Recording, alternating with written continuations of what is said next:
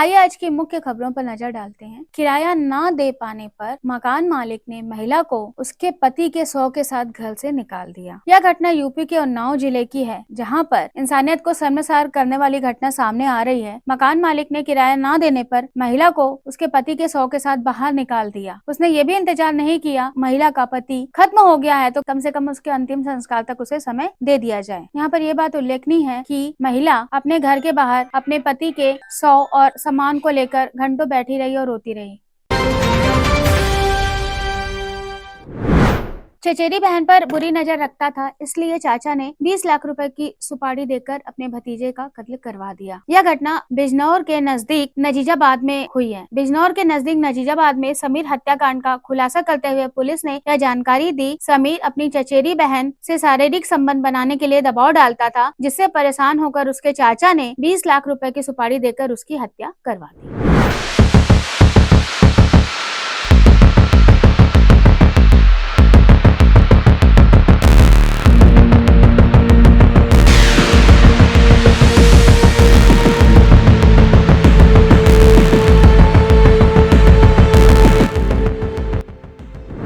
मेरा नाम आमिर खान है और मैं यहीं से बिजनौर से हूँ। मेरा ये जो है बहन का लड़का है, तो हमें घर पे कॉल गया था कि ऐसा ऐसा एक्सीडेंट का हमें पता चला था।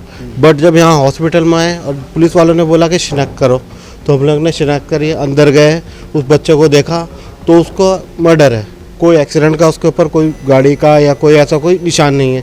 यहाँ तक कि जो उसके जो बाल है वहाँ पे जो कांटे होते हैं, जैसे कि पेड़ों में लाट ले जाके एक जंगल में उसे मारा गया हो, फिर बाद में सड़क पे डाला गया। अगर ये तो पता नहीं सड़क पे मिला किधर मिला हमें, क्योंकि पुलिस के ज़रिए ही हमें पता चला है कि वहाँ से मिली है। जलालाबाद पे जो पेट्रोल पम्प है उससे मिनिमम 1 किलो के दायरे के पीछे में पुलिस वालों ने जो बताया कि वहाँ पे लाश पड़ी हुई मिली है।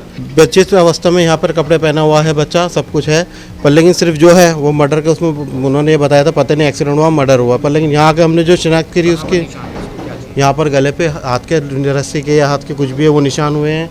यहाँ पे जो चेहरे पे है, माथे पे उसके मारा हुआ है उसके निशान हैं, और बालों में जो है जो अपने कांटे होते हैं ना जंगल में, वो पूरे लगे हुए हैं। क्या नाम तो है इसका, क्या करता? इसका नाम समीर नाम है इसका, और अभी ये पढ़ रहा था, बच्चा स्टूडेंट था। ये अपना इन्हें 12 किया था। 12 के बाद अभी अपना जॉब के कुछ ढूंढने के वैकेंसी के बारे में सोच रहा था। अभी थिंक किस अपने फ्यूचर के बारे में सोच रहा था। देखो शक तो बट किसी इदारे में नहीं है, क्योंकि अभी उसके पेरेंट्स जो है रंजिश में तो अभी बोल नहीं सकते, क्योंकि स्टूडेंट था, और स्टूडेंट में क्या होता है अभी बाहर क्या कर रहा है बच्चा कुछ समझ में ऐसा इशू है नहीं। बट हम ये आगे पुलिस को देंगे और वो सूचना देंगे पुलिस को। उसके बाद पुलिस क्या इंक्वायरी करती है उस हिसाब से हम आगे फिर केस दर्ज करेंगे। हम तो केस दर्ज चाहते हैं और इंसाफ चाहते हैं। जिसने इसको मर्डर किया है क्या किसने मारा है उसकी पूरी पुलिस छानबीन करे और हमारे पूरा पता निकाल के दे बच्चे का। देखिए, थाना नजीबाबाद जनपद बिजनौर में 20 तारीख को हाईवे के किनारे एक डेड बॉडी मिलती है, जिसकी पहचान हम लोग समीर के रूप में करते हैं, जो कीरतपुर का रहने वाला था, और उसके शरीर पे कुछ हल्के फुल्के चोट के निशान थे। और इस संबंध में तत्काल पोस्टमार्टम के लिए डेड बॉडी भेजा गया था। पोस्टमार्टम की कार्रवाई हुई, और इसके बाद जो है जब पोस्टमार्टम रिपोर्ट में गला घोंटकर हत्या करने की बात प्रकाश में आई, तो इस बात पे तत्काल सुसंगत धाराओं में अभियोग पंजीकृत किया गया वादी की तहरीर के आधार पर। और इसके संबंध में इलेक्ट्रॉनिक साक्ष्य और वीडियो और सीसीटीवी के माध्यम से कलेक्ट किए गए। उसमें जो तथ्य निकल के आया कि इसकी हत्या के पीछे इसके सगे चाचा का हाथ था, जिसकी पुत्री के साथ इसके कुछ अपने रिश्ते थे। उस बात को लेकर दोनों परिवारों में अनबन थी, और इसी संबंध में इसके सगे चाचा ने जो है अपने परिचित जो है, जो कि दिल्ली का रहने वाला व्यक्ति है, उससे जो है संपर्क किया और पैसे उनको दिए गए, और उस पैसों के आधार पे पूरी टीम तैयार की गई। और प्लान के तहत जो है 20 तारीख को इस मृतक को जो है नजीबाबाद बुलाया जाता है, जहां पर जो मेन अभियुक्त है इसमें जैनुल जिसका नाम है, अपने साथियों के साथ अरशद, सलीम और जो है आरिफ, उनके साथ मिलकर जो है गाड़ी में इसका गला घोंट दिया जाता है मफलर से, और इसे एक्सीडेंट का रूप देने के लिए सड़क के किनारे यथावत रूप में रख दिया जाता है, और फिर इसके बाद वो लोग वहाँ से फरार हो जाते हैं। इस संबंध में अब तक जो है हमारी जो पुलिस टीम थाना की है और एसओजी टीम जो है और क्षेत्राधिकारी नजीबाबाद, पूरे लोगों ने मिलकर जो है बहुत जल्द घटना का अनावरण किए। इसमें अभी तक जो लड़की है उसके पिता, उसके दोनों भाइयों और जो एक अन्य मुख्य अभियुक्त है अरशद, उसे गिरफ्तार किया गया है। उन्हें न्यायिक अभिरक्षा में जेल भेजा जा रहा है। अब घटना में प्रयुक्त जो है स्विफ्ट डिजायर कार और मृतक का जो मोबाइल फ़ोन था उसे बरामद किया गया है। जो अन्य जो अभियुक्त हैं उनको भी जल्द ही गिरफ्तार करके न्यायिक अभिरक्षा में जेल भेजा जाएगा। देखिए एक्चुअली क्या है, जब ये लोग परेशान हो गए, काफ़ी इन्होंने समझाया बुझाया उस व्यक्ति को, जब नहीं माना तो इस संबंध में जब उन्होंने अपने मित्र जैनुल से संपर्क किया तो जैनुल के द्वारा बताया गया कि हम इसे मार्ग से हटा देंगे, लेकिन इसके लिए पैसा लगेगा। पूरी वाकया अभी तक जो जांच में आया है उसमें तकरीबन 20 लाख रुपए देने की बात प्रकाश में आई रही है, जो तय हुआ था। बट अभी तक उनको 5 लाख रुपए दिए गए, जिनमें से 2 लाख ऑनलाइन ट्रांजैक्शन है और 3 लाख रुपए कैश के रूप में है। अब जो अन्य अभियुक्त हैं उनको भी गिरफ्तार करने के बाद जो इंट्रोगेशन होगा उसमें भी बहुत सारी चीज़ें निकल कर आएंगी, उसके लिए अलग से हम आपको बताएंगे। पाकिस्तान लीबिया को 4 अरब डॉलर के हथियार बेच रहा है। इंडिगो संकट के बाद अब 3 नई एयरलाइंस खुलने की मंजूरी मिल चुकी है। जयपुर के चाहू में आधी रात को बवाल हुआ। बवाल इसलिए हुआ क्योंकि वहां पे मस्जिद के पत्थर को हटाया गया। जैसे ही मस्जिद के पत्थर को हटाया गया वहां दंगा फैला, पुलिस के ऊपर पथराव किया गया और अंततः दंगा फैलने के बाद इंटरनेट की सेवाएं अनिश्चित काल तक बंद कर दी गई।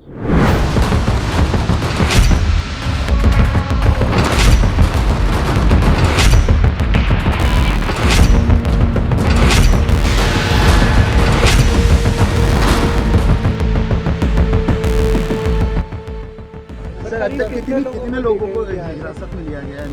अभी तो जाके मुझे खुद ही गिनना पड़ेगा। नहीं, अंदाजा नहीं लग रहा था। महिलाओं को भी लिया गया सर? मुझे भी पता नहीं है, बस देख के बता। यहीं के थे, बाहर के थे, किसी दूसरे स्टेट के भी नजर आए हैं? नहीं, अभी तक तो यहीं के लग रहे हैं। अब एक बार वेरीफाई करने के बाद इससे स्पष्ट। तो सर्च की जो आपने भी कार्रवाई की है उसमें कुछ हथियार भी मिले तब तक के लोगों? नहीं, अभी ऐसी कोई मेरे पास जानकारी नहीं है। Thank you.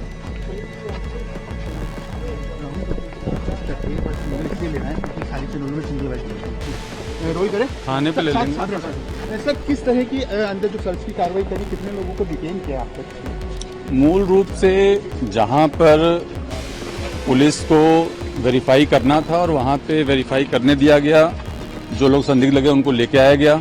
कुछ जगहों पे पुलिस के साथ विरोध करने का भी प्रयास किया गया, तो ऐसे लोगों को भी राउंड अप किया गया, उनको लेके आया गया। अब क्या स्थिति है मौके पर? आप तो ये तमाम पुलिस बल के साथ गए हैं, अब क्या मौके पे स्थिति शांतिपूर्ण है और सारे जो भी सेंसिटिव पॉइंट्स है वहाँ पे पिकेट्स लगा दिए गए हैं जी सर। और जाब्ते को और बेहतर तरीके से डिप्लॉय किया जाएगा, मोबाइल्स भी लगाई जाएंगी और भी आवश्यकता अनुसार जाब्ता लगाएंगे। और जिन लोगों को राउंड अप किया गया है उनमें से बहुत सारे ऑलरेडी उपद्रवी हैं जिनको गिरफ्तार किया जाएगा वेरीफाई करके, और जो बच गए होंगे उनको भी चिन्हित करके जल्दी गिरफ्तार किया जाएगा। उन्नाव रेप केस में कुलदीप सेंगर की सजा को सस्पेंड करने के बाद दिल्ली हाई कोर्ट में महिलाओं ने प्रोटेस्ट किया है। महिलाओं का यह कहना है उनकी सजा को बरकरार रखा जाए।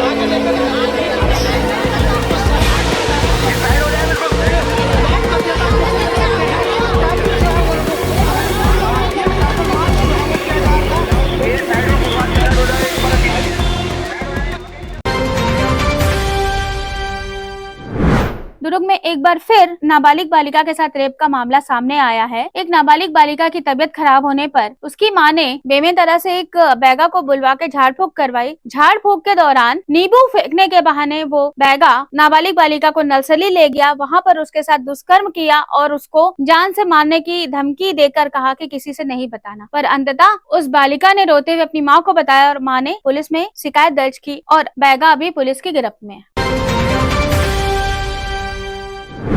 ओडिशा के कंधमाल में सुरक्षा बलों ने एनकाउंटर करते हुए 1 करोड़ के इनामी नक्सलवादी गणेश उइके सहित 6 नक्सलियों को ढेर किया, जिसमें 2 नक्सली महिला भी पाई गई हैं। साथ ही साथ भारी मात्रा में हथियार भी प्राप्त हुए हैं। जाम जिला के बॉर्डर पर एक बड़ा एंटी नक्सल ऑपरेशन जो है चल रहा है, जिसमें इट्स ज्वाइंट ऑपरेशन है, जिसमें Orissa police, CRPF, BSF, DVF सब शामिल हैं। मुख्यतः उसमें एसओजी लीड ले रही है। उसमें आज सुबह एक बहुत बड़ी सफलता उड़ीसा पुलिस को और सिक्योरिटी फोर्सेस को मिली है, जिसमें 4 नक्सल निहत हुए हैं और उसमें एक सेंट्रल कमेटी का मेंबर गणेश उइके है, जो कि उड़ीसा में जितने भी माओवादी का जो ऑपरेशन था वो उसका हेड था।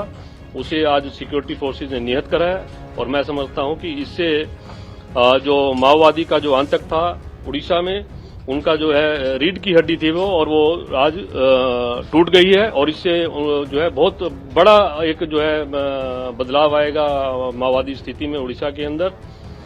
केंद्रीय गृह मंत्री महोदय ने जो एक आह्वान दिया है मार्च 2026 तक माओवाद का अंत करने के लिए, उड़ीसा पुलिस उस ऑब्जेक्टिव को अतिशीघ्र पूरा करने के लिए पूरी जी जान से लगी हुई है और मुझे पूरी आशा है कि उसके अंदर सफलता मिलेगी। आज के लिए इतना ही। इसी तरह की न्यूज के लिए और समाचारों के लिए हमारे साथ जुड़े रहें। हमारे चैनल को लाइक और सब्सक्राइब करें। न्यूज़ T20 से पूर्णिमा।